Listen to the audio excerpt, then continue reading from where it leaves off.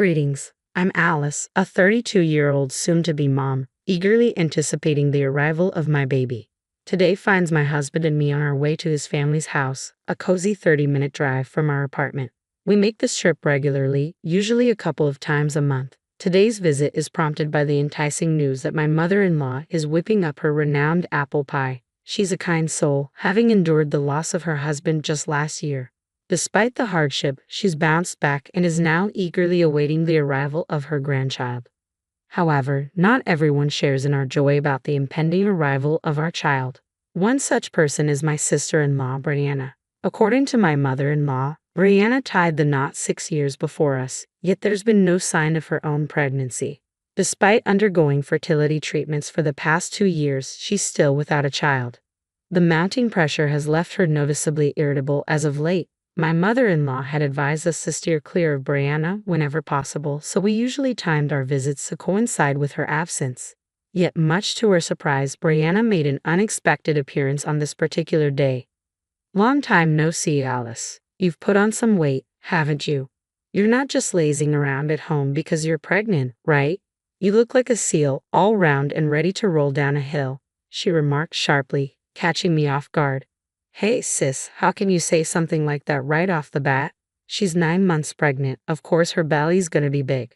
You're gonna make enemies with pregnant women all over the world talking like that," my husband interjected, coming to my defense and leaving me momentarily speechless. "Oh, please, I'm just thinking about Alice, okay? It's tough if a pregnant woman gets too heavy, you know. I just want Alice to be aware of her responsibilities as a mother," she asserted. Knowing that arguing back would only escalate the situation, I held my tongue. "Thank you, sister-in-law. You're right, I'll be more mindful," I responded in a conciliatory tone, though she huffed in dissatisfaction. "Just because you're pregnant doesn't mean you can be lazy. So start cleaning this house right now. You're lacking exercise, right? You can at least do that much," she insisted, thrusting a broom and dustpan into my hands. But after being reprimanded by both my mother-in-law and my husband for her behavior, she retreated to an upstairs room in a sulk. "I'm sorry, Alice. She just turned up unannounced. I asked her to leave." My mother-in-law apologized with a regretful expression. "It's all right, mother-in-law. I'm not bothered," I reassured her. "I'm sorry, Alice. That's just how my sister is," my husband chimed in, echoing his mother's apology. Following that, we enjoyed a pleasant time together, relishing the apple pie my mother-in-law had baked and sipping tea. We even called out to Brianna, but received no response. Despite our concerns, she never made an appearance. Little did I know that a harrowing incident was about to unfold just days later. I found myself at my in-laws' house alone, needing to speak with my mother-in-law. As I entered through the unlocked front door, I encountered Brianna in the living room.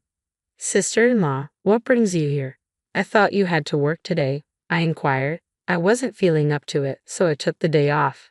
And I must say, I'm surprised to see you here. You interrupted my cleaning last time. Now, please get back to work," she retorted, thrusting the broom and dustpan into my hands. To avoid any confrontation, I began cleaning despite feeling discomfort since early morning. As I worked, the pain in my stomach intensified. Just as I contemplated taking a break, my sister-in-law delivered a forceful kick to my abdomen, causing my water to break. The agony surged and I collapsed on the floor. "Help, someone please," I cried out in pain, fumbling for my phone to dial my mother-in-law. "The baby, in trouble?" I managed to gasp before blacking out. When consciousness returned, I found myself in a hospital bed, an IV coursing fluids into my arm, and the warmth of an electric blanket enveloping my body. "Where am I? What about my baby?" I attempted to rise, but the ache in my abdomen thwarted my efforts. To my astonishment, my once prominent belly had diminished considerably, leaving me bewildered. Summoning the nurse with the press of a button, I saw answers. The nurse arrived, explaining that my water had broken, necessitating an emergency cesarean delivery. Though my infant was premature, they assured me of the baby's stable condition within an incubator. Upon hearing the news, my mother-in-law and husband, who had hurried to the hospital, wore expressions colored with fury, mirroring my own shock. Resolving to visit my child once my strength returned, I devoted myself to rest, striving to hasten my recovery. The following day, an unexpected pair invaded my hospital room without a courteous knock. My sister-in-law, the very same who had inflicted harm upon me, along with her husband, barged in with audacious entitlement. I scowled at their brazen intrusion, a sense of foreboding settling over me as they proposed a shocking notion. Let's settle this. We'll compensate you. Their suggestion sent a shiver down my spine, and when I declined, they launched a barrage of offensive remarks towards my weary countenance, still recovering from the cesarean procedure. Anger boiled within me as I contemplated the ordeal my daughter had endured at their hands. A settlement? Is this a joke? I won't be bought off. I'll ensure you face the consequences, I declared, inciting their wrath as they hurled insults at me. What? How dare you speak to us like that? We're offering a solution, showing mercy. Shouldn't you be grateful, Alice? Have your parents not taught you to respect your elders? Just agree quietly, my brother-in-law chimed in, aggravating the tension. Lost in our heated exchange, oblivious to our surroundings, the door suddenly swung open with a loud creak, startling us all.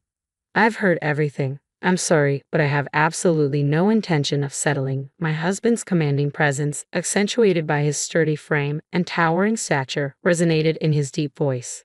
They appeared caught off guard by his sudden appearance, their confidence shaken. Ah, long time no see, Finn. It's a coincidence to meet you here. My brother-in-law attempted to feign casualness, though his tense expression betrayed him. Indeed, quite the coincidence, my husband responded evenly, his tone masking the tension in the room. I didn't expect to meet you here, and I never imagined I'd hear such words from you too. I would appreciate an explanation. We were all in the room when they said it, so there's no room for any excuses. I voiced my disbelief, feeling a mix of shock and betrayal. Hey, don't be so angry, Finn. It's not like we had ill intentions. We just feel bad for what we did to Alice. That's why we're offering money, hoping to settle this out of court, my sister-in-law explained, her voice trembling with guilt. But my husband's fury remained unabated. The one who decides whether this will be a settlement or not is Alice, not you. Besides, do you think this is a situation that can be solved with money? Alice had an emergency C-section, the baby's in an incubator. You endangered both their lives. Do you even understand that? My husband erupted, his emotions boiling over. I, too, found it impossible to forgive them simply because they offered compensation. I echo my husband's sentiments. No amount of money can rectify this. You'll face the consequences of your actions. My sister-in-law seemed to believe that throwing money at us would absolve them of their guilt. But this situation was far from simple. Thankfully, both my daughter and I, though she was in an incubator, were safe. But had there been any misstep, our situation could have been dire. It appeared my sister-in-law was completely unaware of this, a fact that likely troubled my brother-in-law as well. Reflecting on this, I realized I couldn't easily forgive them or entertain the notion of a settlement. My sister-in-law, upon hearing my stance, erupted, her voice rising. What do you mean?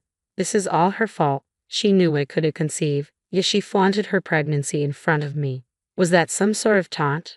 I was furious, and I did what I did to ensure she wouldn't dare to provoke me like that again. Now I understood why she had lashed out at me, but there was a perplexing detail that didn't add up. I hadn't crossed paths with her frequently during my pregnancy, and whenever we did meet, she promptly retreated to her room, avoiding any interaction. So how had she witnessed me rubbing my belly? That remained a mystery. Regardless, her actions couldn't be excused. Neither my husband nor I harbored any inclination to forgive her. I recognize that you may be facing difficulties, but that doesn't justify your actions towards Alice. Regardless of the circumstances, endangering lives is never justified. My husband reiterated the obvious, attempting to reason with them. However, they seemed disinterested, each avoiding eye contact and appearing eager to conclude the conversation swiftly. It was evident they sought a quick resolution. Seeing their lack of remorse, I felt my condition deteriorate. Are we done here? I've just undergone surgery and I'm feeling unwell. If you continue causing a disturbance in this room, I'll have to call the police. Arguing wasn't going to resolve anything, and conversing with them felt too draining in my current state of recovery. After my husband ushered them out, I let out a heavy sigh. We had ample evidence as my husband had recorded their conversation. My mother-in-law, too, was unable to contain her fury over her daughter's actions, which had endangered both my life and that of her grandchild. And so, we made the decision to press charges against my sister-in-law. We filed a complaint with the police. Following her arrest, negotiations commenced through legal channels.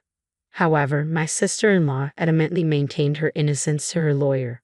I've done nothing wrong. This woman has been flaunting her pregnancy in front of me, causing me emotional distress while I struggle with infertility. She's not blameless, so she should consider settling.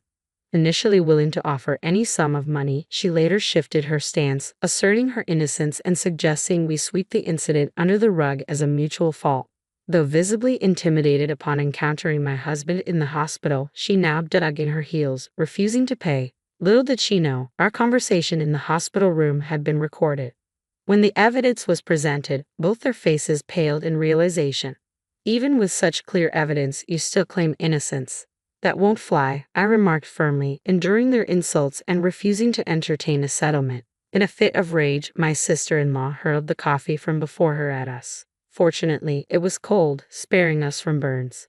Their outrageous conduct and language in the office led to additional charges, compounding their troubles and necessitating higher compensation amounts. Attempting to soothe his irate wife, my brother-in-law exited the office with the assault charges against me and the current incident.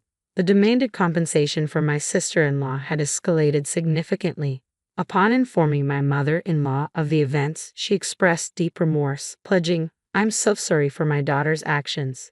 You need not consider a settlement. I'll ensure she faces the consequences." Tears welled in her eyes as she apologized sincerely. I couldn't shake the feeling of dismay at witnessing a grown adult causing so much anguish to their own parents. My heart went out to my mother-in-law, bearing the brunt of her daughter's actions. Ultimately, my sister-in-law was ordered to pay a substantial compensation. Stunned by the sum, she bombarded me with calls, insisting we reduce it due to our shared culpability. I couldn't fathom how she could make such a plea after everything she had done. No matter how incessantly she called, our stance remained unwavering. No reduction, no settlement. Frankly, her calls became a nuisance, prompting me to request she cease. Her persistence led to me snapping at her, triggering her to lose her temper. Unbelievably, she stormed into my apartment, demanding my presence. "Hey, I know you're in there. Get out here now, coward," she shouted.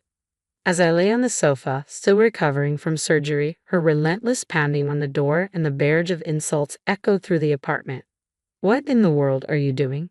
Is everything all right? Your shouting is disturbing everyone. Please stop," I shouted back, though she persisted in her noisy tirade.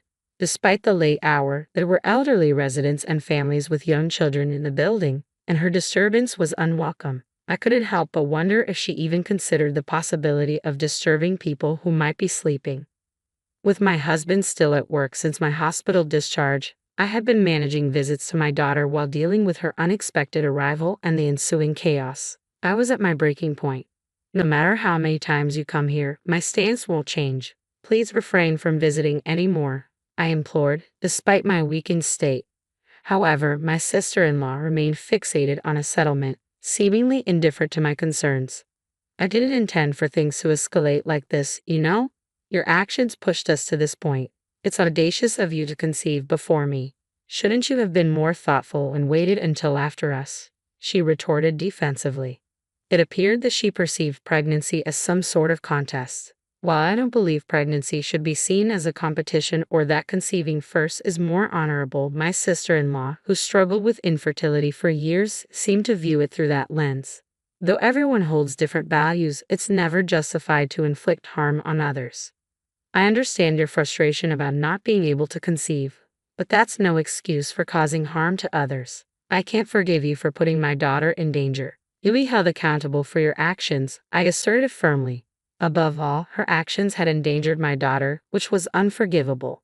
Just then, the distant sound of sirens pierced the air. "Well, if you're banging on someone's door and shouting at this hour, it's only natural that the police would be called," I remarked coolly. "What do you mean the police are here? Open the door. You have to hide me." Despite my sister-in-law's frantic pleas, I had no intention of shielding her. As the police arrived and began their inquiries, I provided my account of the situation. Just then, my husband returned home, and I quickly briefed him on the unfolding events. Recalling previous incidents, my husband decided to divulge the full truth to the authorities. Consequently, the police escorted my sister-in-law away in their vehicle, Later that evening, my brother-in-law contacted me to announce his decision to divorce my sister-in-law and implored me not to entangle him in the matter. A rather self-serving plea. Evidently, one of my husband's colleagues had overheard my brother-in-law's conversation at the hospital where I was hospitalized. Subsequently, workplace gossip circulated among female employees, leading to a tarnished reputation for my brother-in-law. Matters escalated, and the narrative eventually reached the attention of the HR department. Faced with the inevitable consequences, my brother-in-law opted for transparency, confessing to his misdeeds. Consequently, he was informed that he could no longer remain employed in the company and would be transferred to a regional office. Though he doesn't want to be dragged into any more trouble, I simply can't handle her problems anymore. Another slip-up and I'll lose my job. Please spare me from any more complications, he asserted before abruptly ending the call. Since then, he's remained silent. In the aftermath, we received a significant settlement from my sister-in-law. To ensure she couldn't intrude into our lives again, we changed our phone numbers and relocated. Even if she were to face dire circumstances and seek assistance, she'd have no means of locating us. Several months later, my daughter was discharged from the hospital unscathed, thriving, and healthy. Rumors circulated that my sister-in-law hadn't fared much better. Initially relying on the hospitality of friends, she overstayed her welcome, neglecting her shared expenses until she was ultimately evicted. Now, with nowhere to call home and debts looming, she's scraping by with part-time work.